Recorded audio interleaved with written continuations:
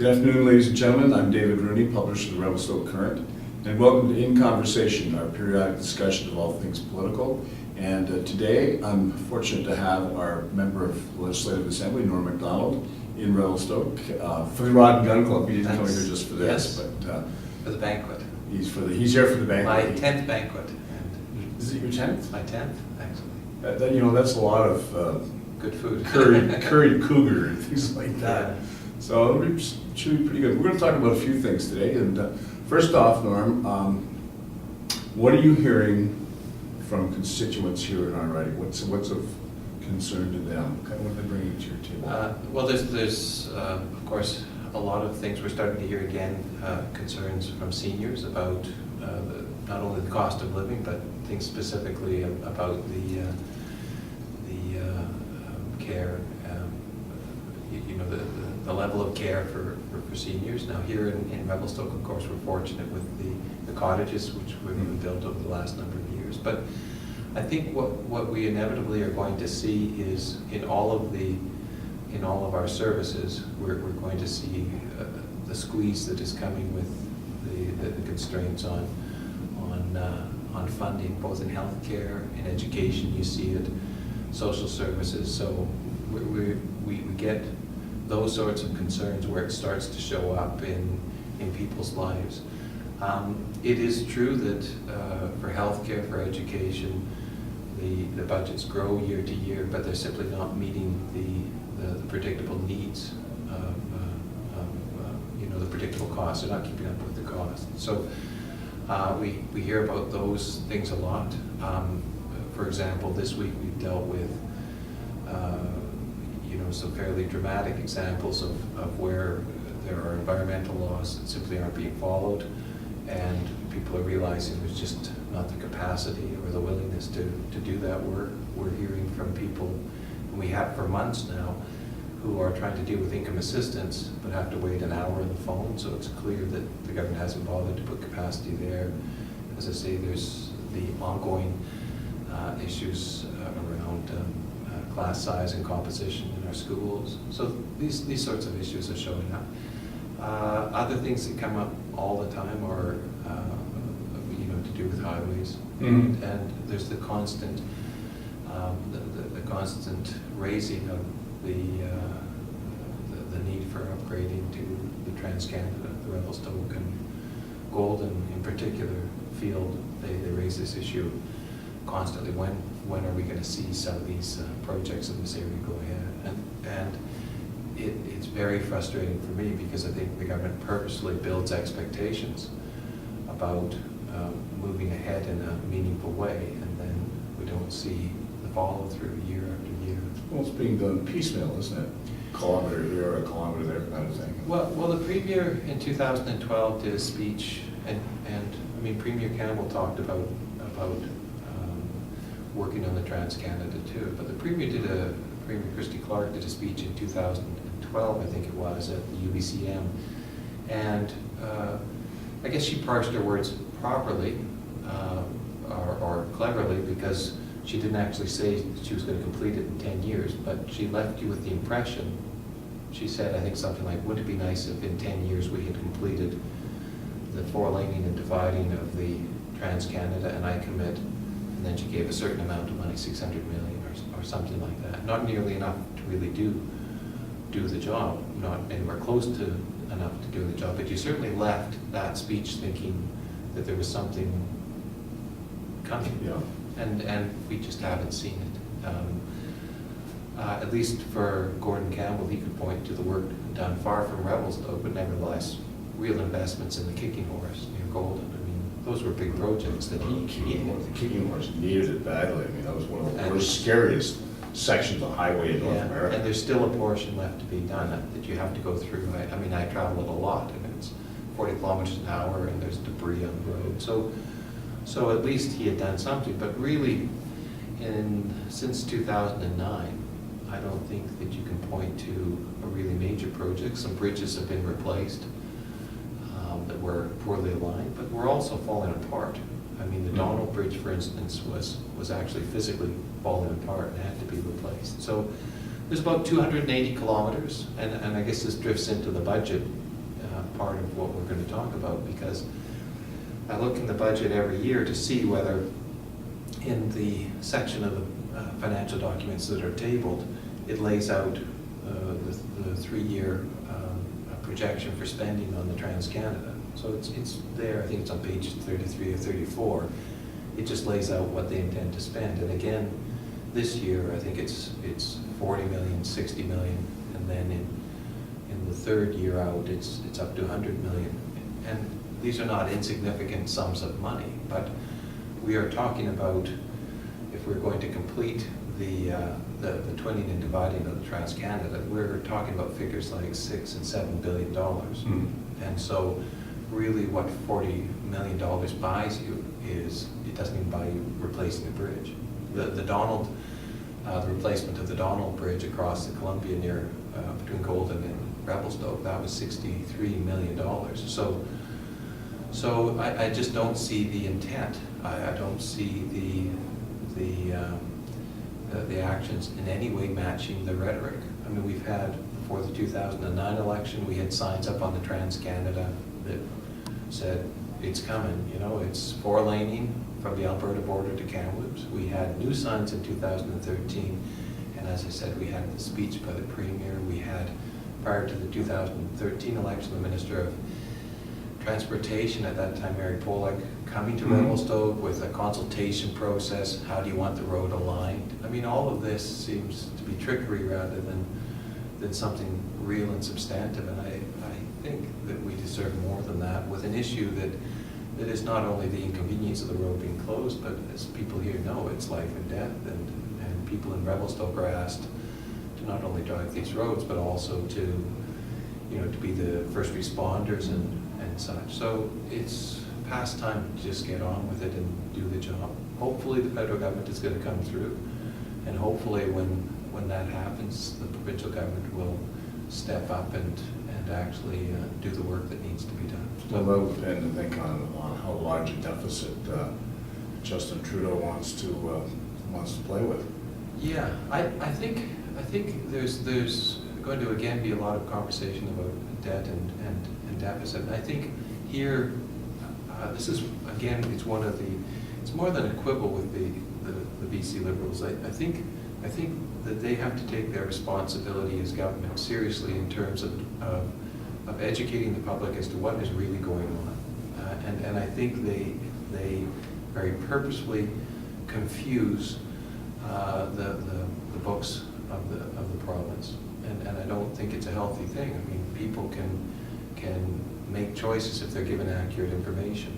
The reality is that the government will post what it calls an operating budget that is balanced. So that's the operating budget. And they will say that it's balanced. Now, there is some trickery in that, you know, but it's not huge. They balanced it by some things from BC Hydro. They dig into ICBC to pull money in.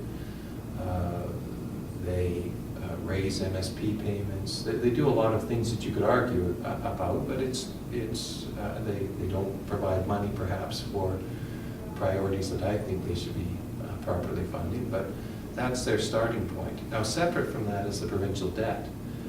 Now, what the Liberals do is they will put debt free on the bus, and they will announce and use the resources of government to make it sound like they're not adding to the debt, right? We have a balanced budget. But the debt is separate. They accumulate debt at a record level. That's what they're doing. So when the BC Liberals took office, the debt was at about $36 billion. Now when you take debt and contractual obligations, which is the same as debt in practical terms, it's the P3s, you know, it's just a different way of showing debt. It's $168 billion, and it will grow another $20 billion. Now, I think BC can have an honest discussion about whether that's a good thing or a bad thing. It is very cheap for governments to borrow money right now, and if you're spending the money wisely, it can make a lot of sense. But I think it's very dishonest for a government to be borrowing at record levels and then try to confuse the public by making claims about being debt-free. I mean, it's just, that's not what's going on. We are accumulating debt at a record level. Let me ask you a question about budgets and debt. You know, we're going through our budget exercise here at Revelstoke, and as always, a council, when it has created a draft budget, Yes. sends it out for public comment. This year, as in most years past, there has been virtually no comment from the public. Yeah. Is that something you encounter at the provincial level too?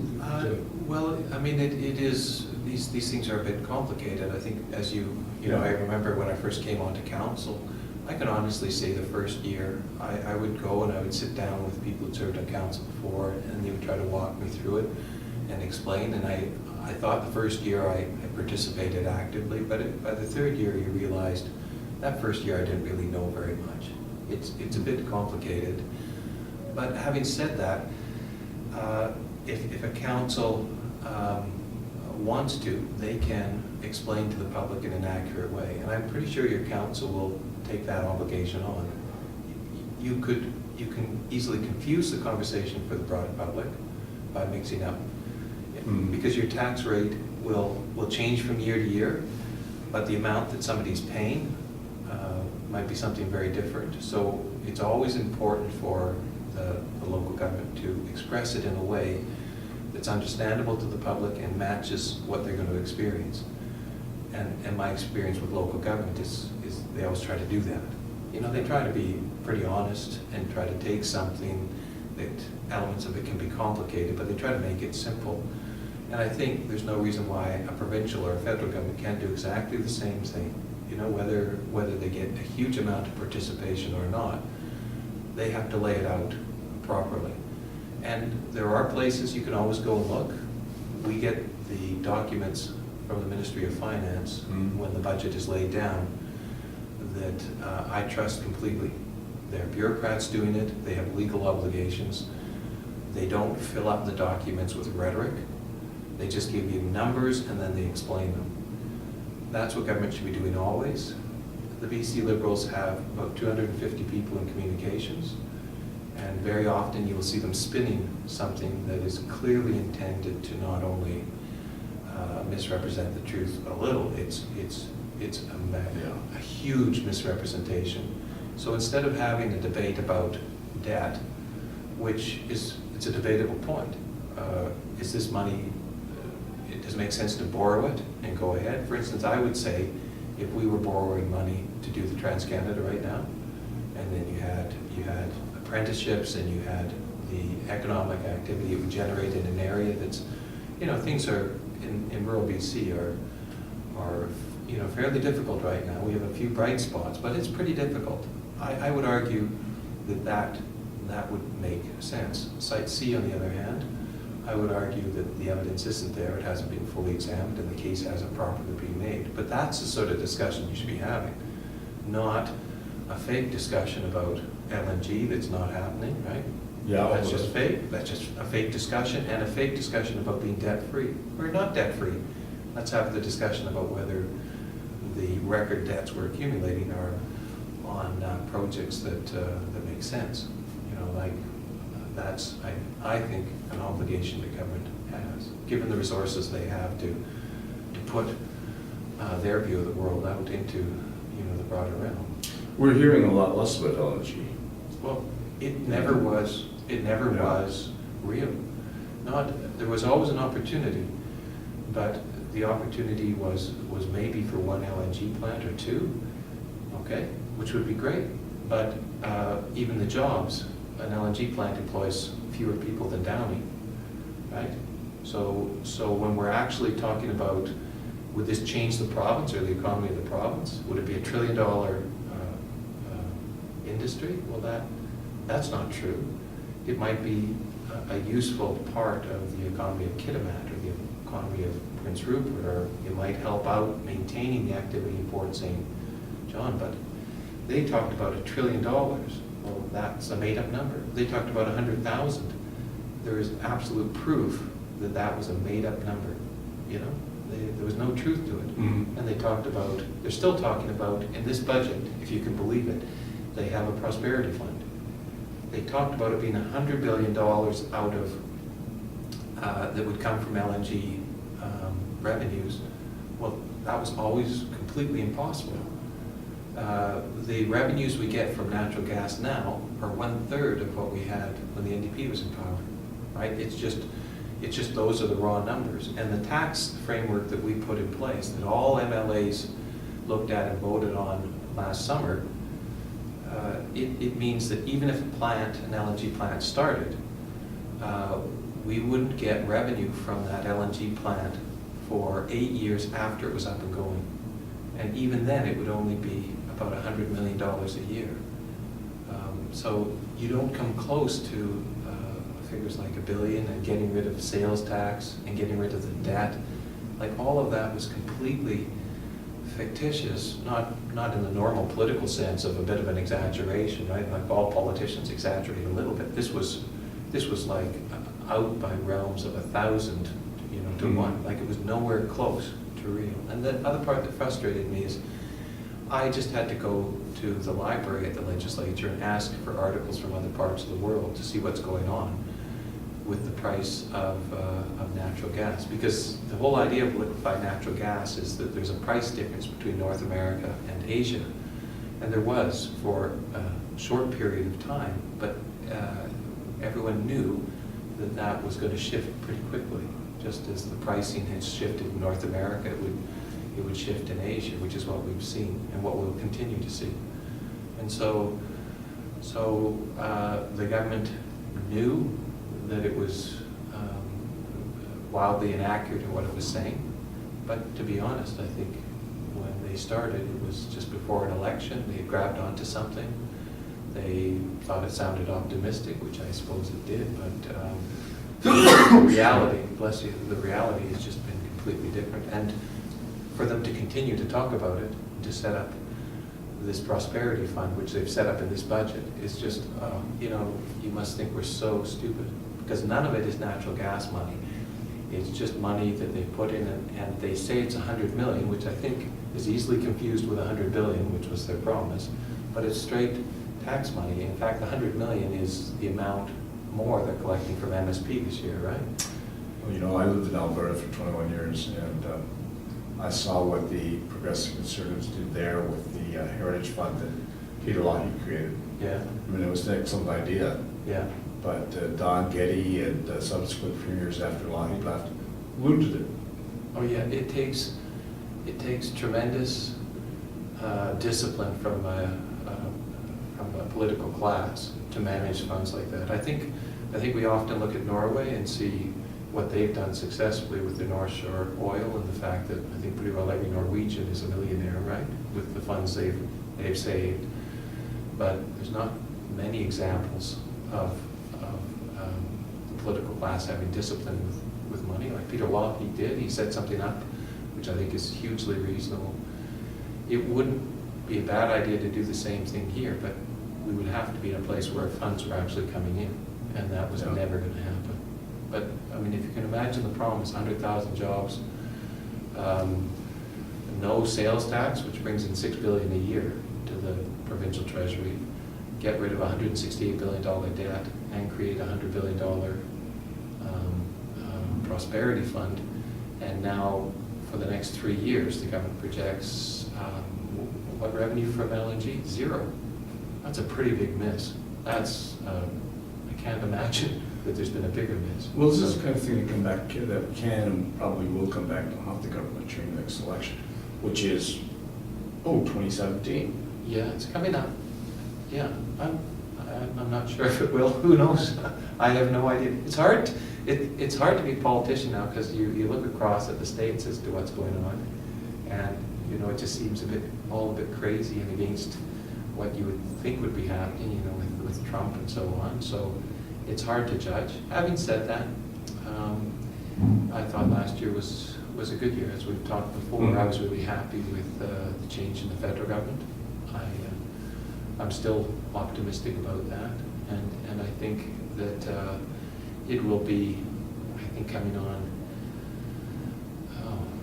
how long have the Liberals been in power here? Since 2001, so Yeah. it's, So it's stretching 15 out years. to 15, 16 years. I think definitely there's a shelf life on them, and the, I mean, they've always had things I didn't agree with, but I see an arrogance and that I hadn't seen before, and I wouldn't have said that in 2010. I thought it had gotten to a place where change was desperately needed then, but now I think the Premier and ministers simply feel able to say whatever they want and don't feel obligated to follow through in any meaningful way. And I think that's a good time to get them out and get Yeah, a you group in. can It's do still- that for a while, but Yeah. eventually it catches up with you.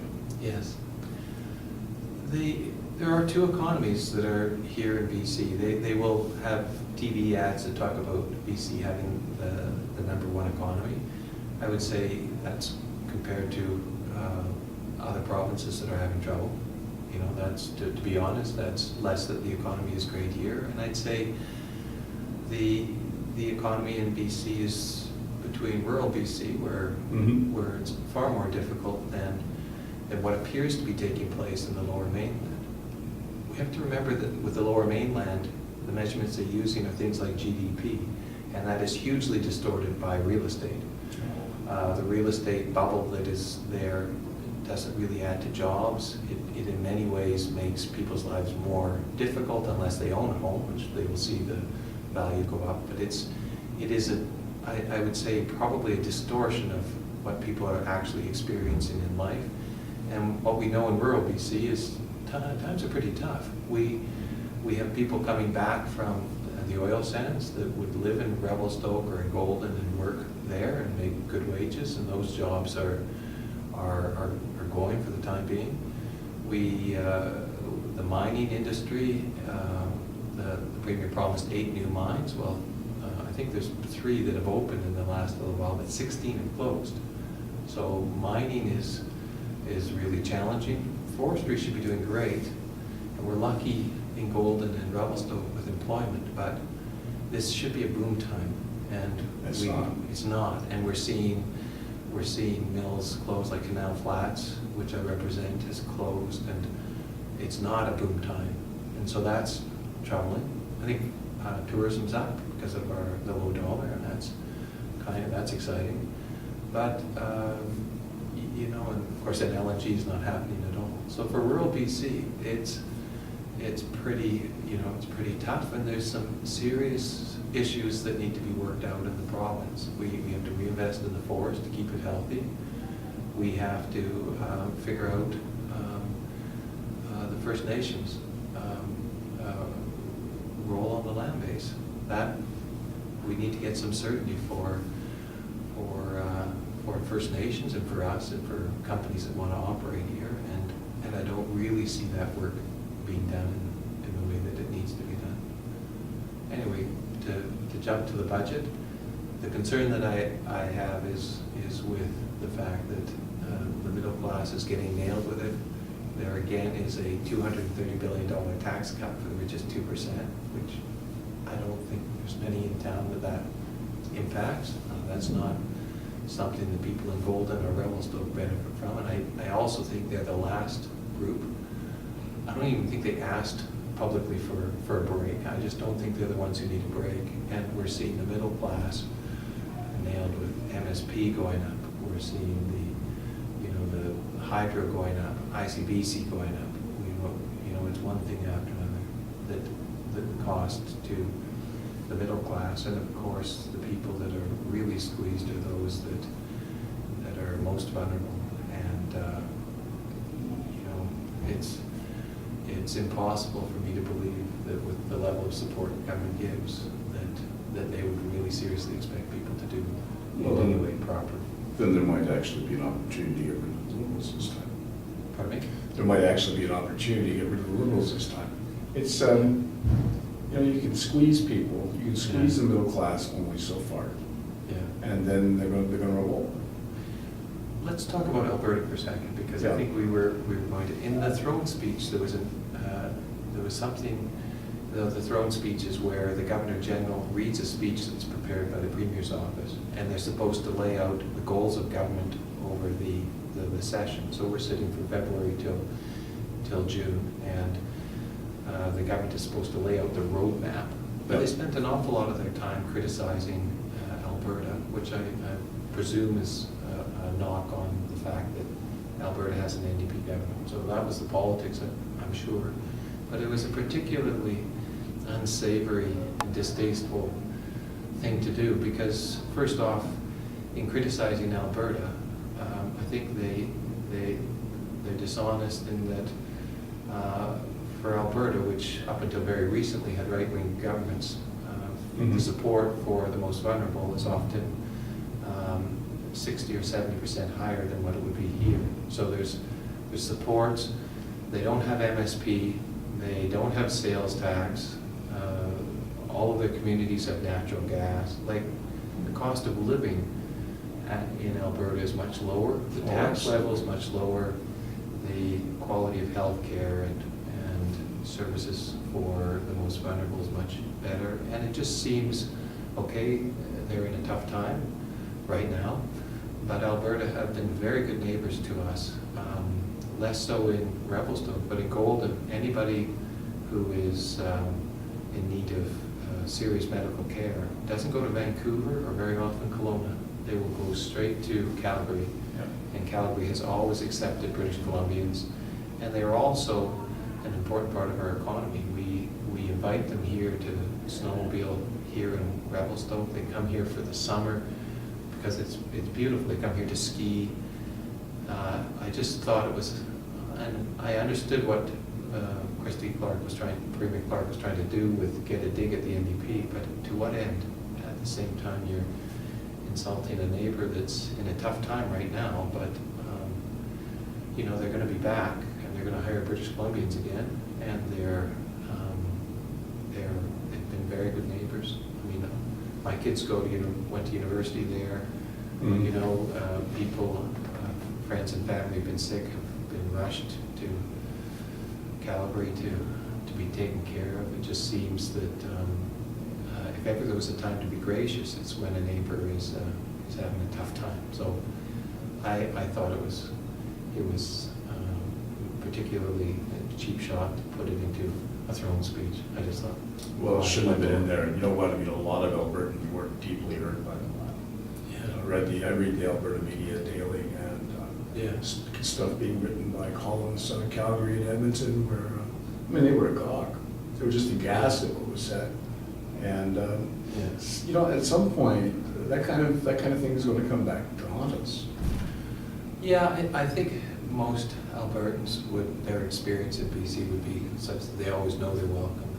But I think that they would be surprised that it was part of a throne speech, which one would think is where you would go for something higher and lay out a higher purpose for what British Columbia was going to accomplish, other than taking the opportunity to trash Alberta because presumably they had an NDP government, wanted to score some points against us. I just thought, okay,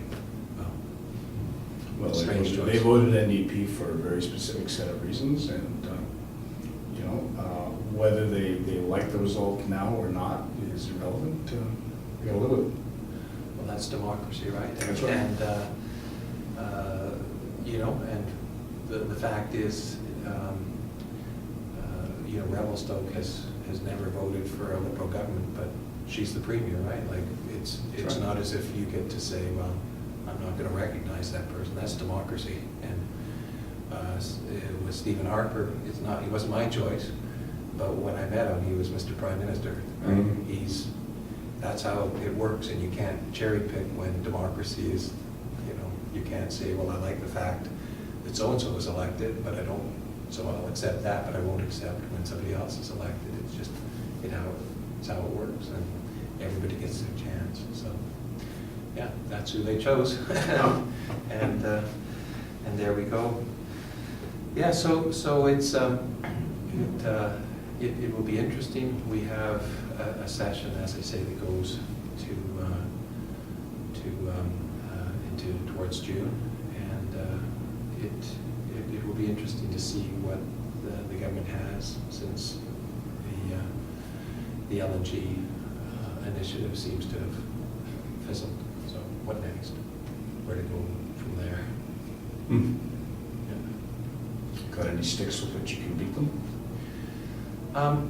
There's a number of things that I guess we continue to push on.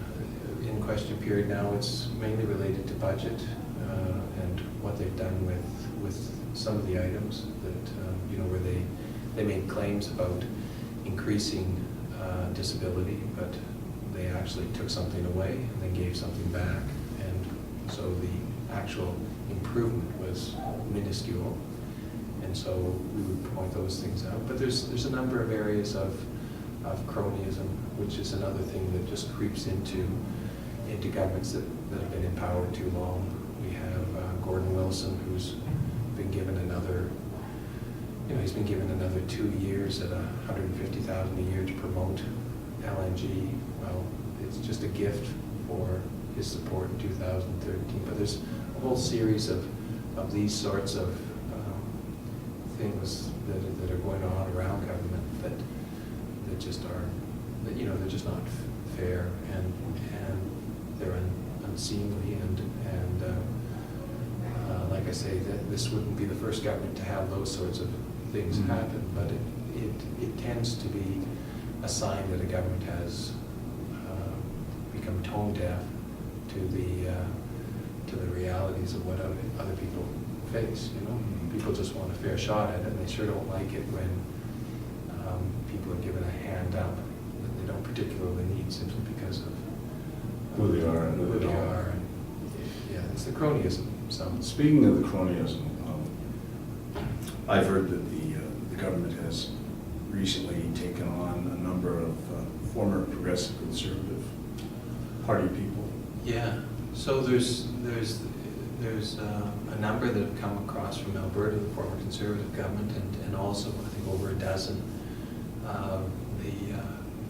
from the defeated conservative federal government have come in. So it speaks to, first, the growth in the political arm of government, because these are political positions that are being added. So at a time when there's no money for anything else, there's certainly money for what the Premier feels is important. I'll just give you an example. When the Premier took over,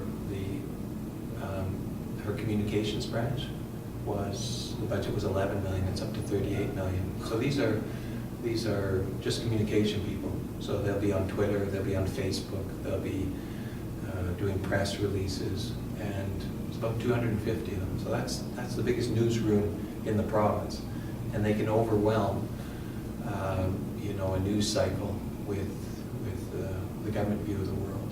So should that be the priority? I can certainly understand why governments want to do that, right? Like every government, if you're the dictator, like in North Korea, then you'll have thousands of these people singing your praises. But the public does and should take a dim view of it. It serves no purpose. It's not as if they're telling you the truth or providing some public safety announcement. It's pure propaganda, and governments of any stripe will be tempted to do that, and the public has to, I think, be pretty vigilant and pretty clear that that should be the priority, that it needs to be money better spent. Well, it's money better spent on services, or don't collect it, right? But don't spend it there. But there's no question that an awful lot of people have found a new home coming from defeated conservative governments with the BC Liberals here in Victoria. That just doesn't sit well with me. It really doesn't. No, it is what it is. But like I say, I think it's one of these things where any government is going to be tempted to do just that if they get away with it. And I think that's where the public always has to take the opportunity to keep a government in check, and governments should have a healthy respect for the public and not feel that they can easily dupe them. And my sense now is that given, if they haven't gotten away with the HST, potentially getting away with the LNG exaggerations, that you end up with a government that has absolutely not only no fear of being caught by the broader public, but doesn't respect. Dangerous attitude. Yeah. You can do that kind of thing only for so long, Yes. and then it comes back and it bites you in the butt. It has to, right? Like it has to. So I mean, that's the beauty of democracy, is there's every 4 years, you're reminded, politicians are reminded who's the boss, right? Ultimately, they have to go to the electorate and they have to earn that trust again. So that's the one chance that really people get to send a message to those that are in politics and those that are governing. So that's coming up before you know it. So yeah. Norm, thank you very much. Well, as always, thank you very much, and My pleasure. it's always nice to see you, and thanks for the opportunity. Yeah. Well, we have the Rod and Gun Club dinner to go to, and Norm's going to tuck into some, I don't know, some Swedish meatball, cougar meatballs or something, I'm sure. Well, the challenge is, of course, there's a strategy to these things. I've learned that you can't take what looks good right at the beginning to any great extent, because you got to save for all the various things that are there, and you can't end up with a plate that's too piled up. But there's wonderful food, and I think really, really healthy food too. So that'll be fun. I'm looking forward to it. One of the highlights of the year. Anyway, take care. My pleasure. Thank you.